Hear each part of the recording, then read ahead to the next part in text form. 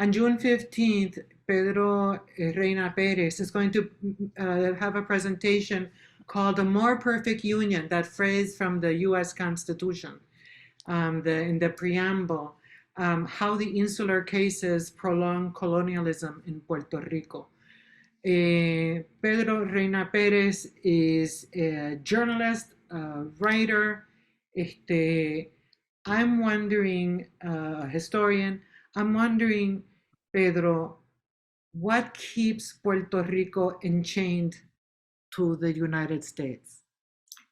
Well, what keeps Puerto Rico enchained to the United States is a multi-pronged situation, one of which is the judicial situation, the fact that Puerto Rico is an unincorporated territory and that as such, the United States Supreme Court has come up with a rationale based on racism, basically, to keep not only Puerto Rico, but the other 4 territories in a special condition by which the United States Constitution does not apply fully in any of the territories as it does in the continental United States and the 2 extracontinental states, Alaska and Hawaii.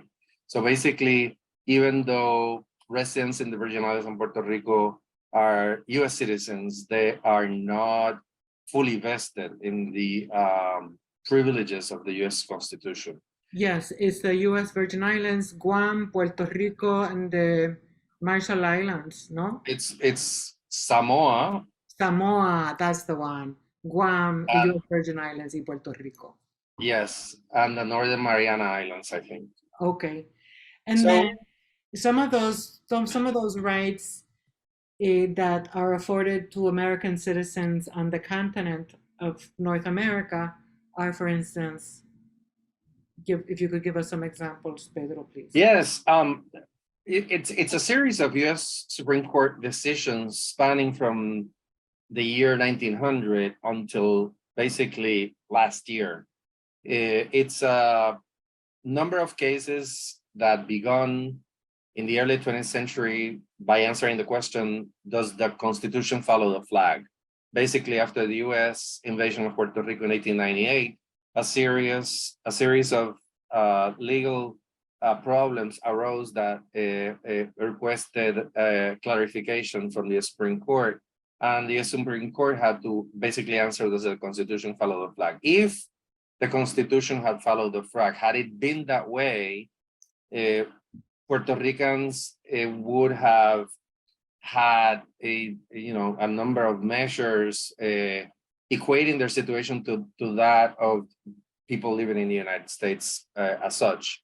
But the Supreme Court was afraid that Puerto Ricans, which they deemed inferior because of their Catholic beliefs, because of the slavery and Puerto Rico, being of Spanish descent, together with African slavery, made Puerto Ricans unworthy of these rights. And the US Supreme Court had to come up with a way to justify keeping Puerto Ricans as, after 1917, which were, US citizens, separate. And they started coming up with creative phrases such as Puerto Rico is foreign in a domestic sense, because they essentially wanted to be really careful and keep Puerto Ricans below the threshold of what the rest of the people in the States were. When you present your charla on June 15, which is going to take place here at Holyoke Media One Court Plaza, which is also known as Suffolk Street at the end of it, what specific cases are you going to point to make the case that we cannot progress?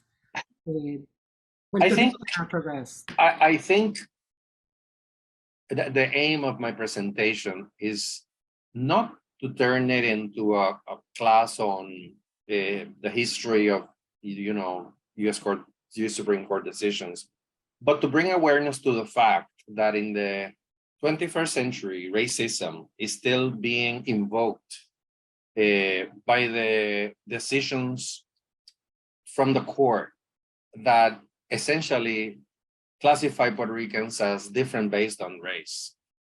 In this day and age, we'd be outraged, we've been outraged by a series of acts, the death of George Floyd, just to offer one example that basically shines a light on inequality.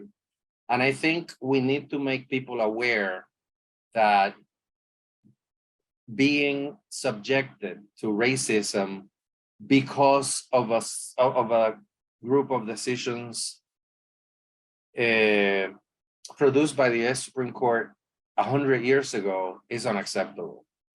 We cannot advocate for the future of Puerto Rico unless we get rid of the chains of colonialism. And right now, the US Supreme Court is basically ratifying discrimination based on race as a way to basically kick the can further down the road and have the US Congress come up with a reason to, for coming up with an answer to the demands of the Puerto Rican people. Pedro, as we know, the two principal political parties, even as they've been losing favor with the electorate in Puerto Rico, many, if not most of the Puerto Ricans who are here, los Boricuas who are here on the North American continent, have been pushing the United States, pay attention to Puerto Rico, to the inequality, we're second-class citizens, but we don't have a representative in Congress the way Puerto Rico does, even though that's a non-voting member. We have, Nidia Velázquez from New York, the congresswoman who's been there for 30-something years. We have some people who know a lot about Puerto Rico, but we don't have a clamor coming from Puerto Rico in the same way we have it from Boricuas who are here. And so how do we resolve that? I think it's a really fluid situation in Puerto Rico right now because, we're still hurting from recent events. I think we see it every day in young people's advocacy for the environment, for access, for political rights. I worked at the University of Puerto Rico, and I can tell you that students are not indifferent to what is happening in the island. We've seen outrage having to do with short-term rentals. We've seen outrage because of real estate developments that restrict access to beaches and to natural resources. And I think in those very discrete movements that you see in the street is the ferment for something bigger that would, and facing 2024 as an electoral year in which the main two political parties are afraid that they may suffer if alternative candidates basically consolidate candidacies that could offer an alternative. I think when you have the ferment of citizens becoming aware of the fact that no one will advocate better for them than themselves. I think the minute those communities in the United States, such as Holyoke and the surrounding Puerto Rican communities in the Northeast, connect with that, we will have, a force to reckon with, because I think in this day and age, we have become more aware of inequality and those forces that are pushing more inequality on us. Right now, Puerto Rico is a fiscal paradise in which people come from abroad and enjoy a 4% tax rate when Puerto Ricans, face upwards of 30% tax, when you add income tax and the highest sales tax in the entire United States, you see that there's inequality explains itself. So I want to educate on this because I think part of what we need to do is denounce this type of situation by which an institution such as the Supreme Court turns a blind eye, because the US Supreme Court could step in and, mitigate or rectify inequalities, but they have chosen to leave that to the US Congress, which is, in a perfect circle in that, they have absolutely no interest in, extending justice to Puerto Ricans. So we need to make it impossible for them to turn a blind eye. And I think it starts with every single person who understands where it stems from, where this inequality stems from. And then, as we know, it's unfortunate that in here in the United States, the public education system regarding Puerto Rico, where there are large populations of Boricuas, is not good. So therefore, you have a lot of Boricuas who don't know much about Puerto Rico except the town that their grandmother was from or their grandfather was from. And that's a big problem also, because if you don't know much about your Yes, own of roots. course, of course. And David Begno, the CBS reporter, has brought to our attention two instances in Texas and Louisiana just last week in which Puerto Ricans presented a valid, Puerto Rican government ID, a real ID following, the real ID model. And they were denied access to rental cars because they were thought to be foreigners. And he presented those two instances in which these citizens were required to present a passport along with their government issued ID to rent a car. And when they raised the fact that they were not required to, show a passport because they were within the United States and you don't need a passport to travel inside the United States if you're a citizen, basically, showed us that ignorance is still an ally of us being beholden to these injustices. So we not only need to educate ourselves as Puerto Ricans, but we also need to speak to the broader audience and bring attention to the fact that it's unacceptable that you be treated as a second-class person simply because of your origin. And in our case, we were the experiment. Puerto Rico was the colonial experiment in the early 20th century. But we're still trapped in that experiment, and we need to break free from it.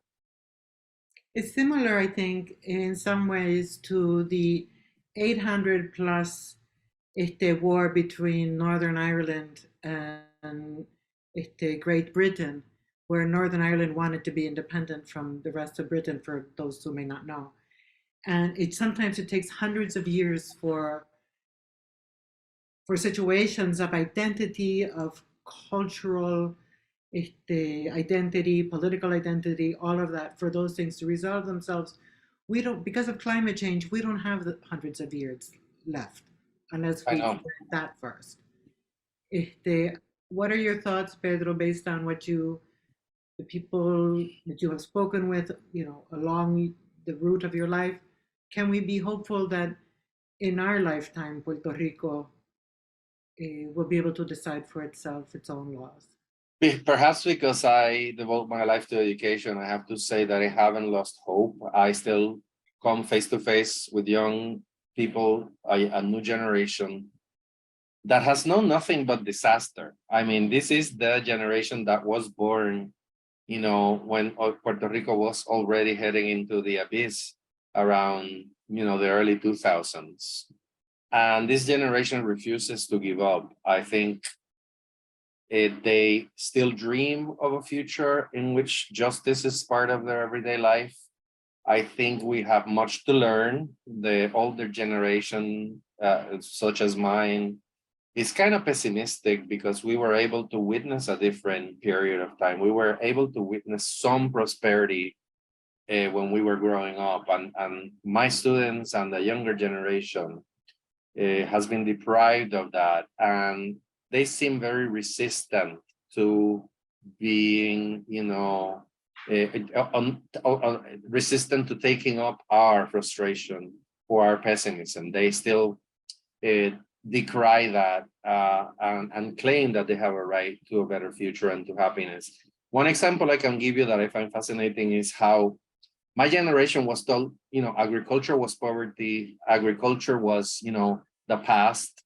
And I think symbolically, the younger generation has gone back to La Tierra, have reclaimed the land to grow the food and I am convinced that the future, the moment we make that connection, that our future is connected to what we eat and where it comes from, the moment we make that connection, things will change because people will understand that, being a steward of the land, being respectful of the land is part of what we need to do. And even though agriculture doesn't register much in our gross domestic product every year, I see people wanting to learn how to work the land, how to treat it, how to care for it, how to eat from it.